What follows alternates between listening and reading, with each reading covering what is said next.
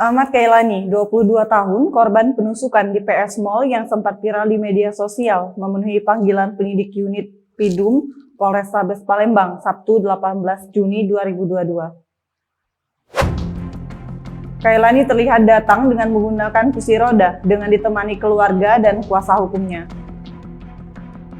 Pelaku penusukan saat ini sudah ditangkap. Keluarga korban meminta kepada penyidik untuk tetap menghukum pelaku Aryo Pamungkas, 17 tahun, karena korban hingga kini masih sakit akibat ditikam sebanyak 5 lubang.